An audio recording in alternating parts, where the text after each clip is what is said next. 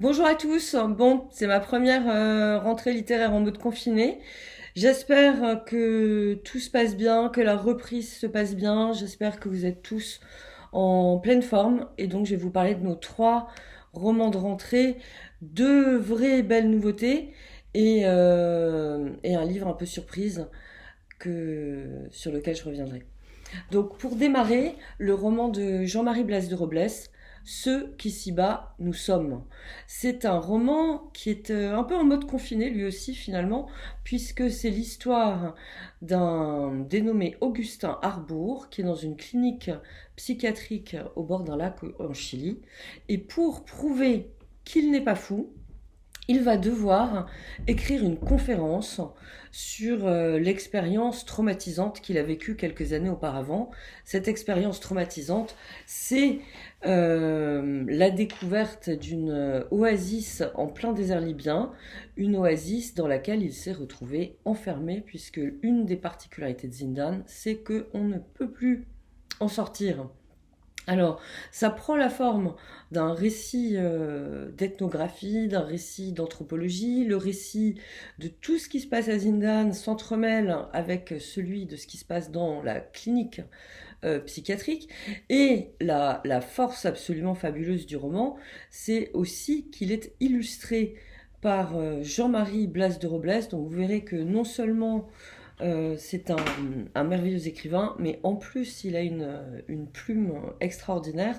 C'est des dessins, vous verrez, quelque part entre les objets introuvables de Karelman ou parfois même Plonk et Replonk. En tout cas, c'est drôle.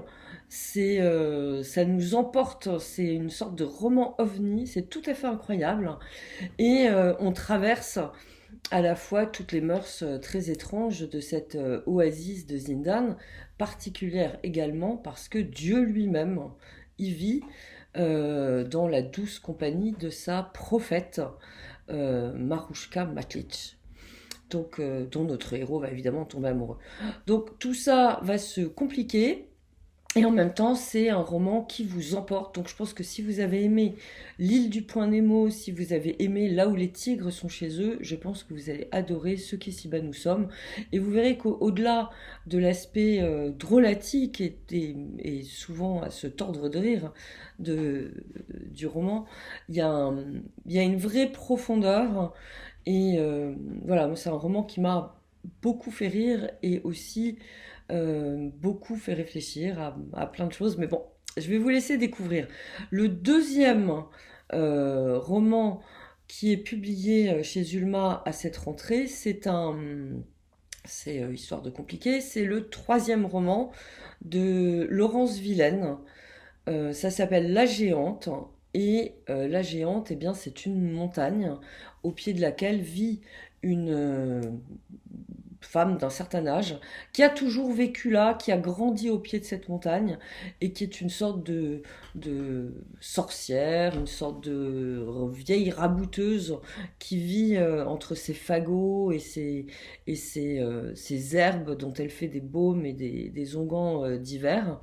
Et la vie de cette femme va être bouleversée par l'arrivée réelle et virtuelle d'un couple, un homme qui trouve refuge dans ce hameau de montagne et une femme qui lui écrit. Et tout ça va venir faire irruption dans la vie de Noël.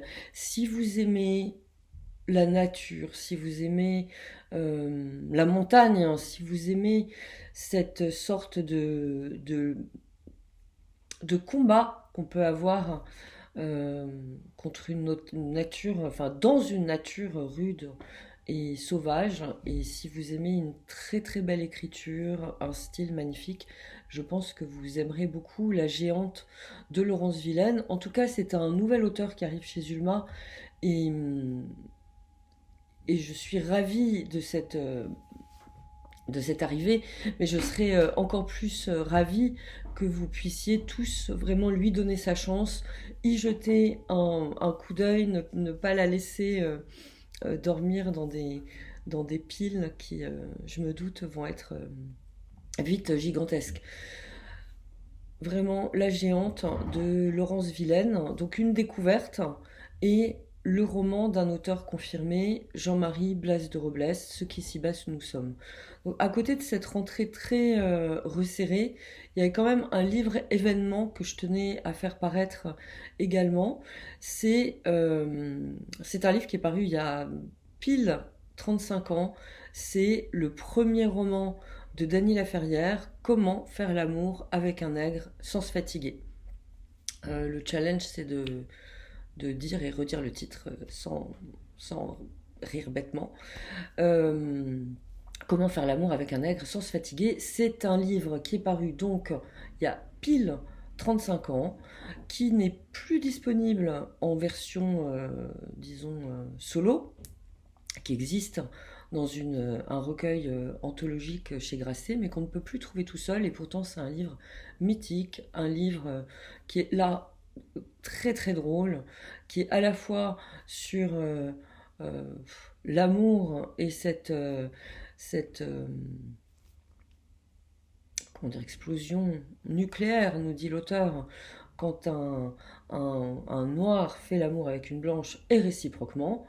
Maintenant, c'est aussi un livre sur la littérature, c'est un livre sur cet apprentissage de la littérature, puisqu'on y trouve aussi Henry Miller, Bukowski, euh, Baldwin et Chester Himes, puisque c'est la vieille Remington 22 de Chester Himes sur laquelle notre héros écrit ce premier roman en même temps qu'on est en train de le lire.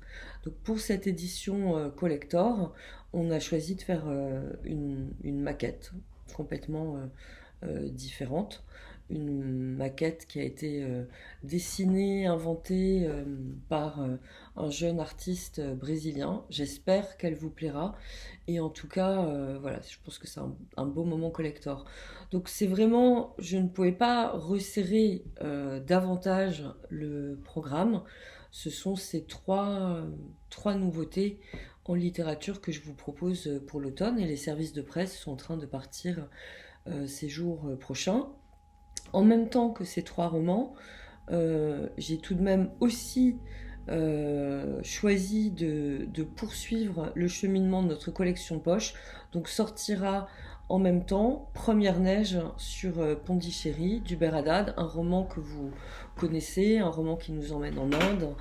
Euh, voilà, c'est le poche de la rentrée, et je pense que ce serait dommage de passer à côté. Enfin, je me doute que nous ne passerons pas à côté. Voilà, je vous remercie tous, et puis j'espère avoir le plaisir de vous voir pour de vrai bientôt. Et puis pour le coup, je vous embrasse.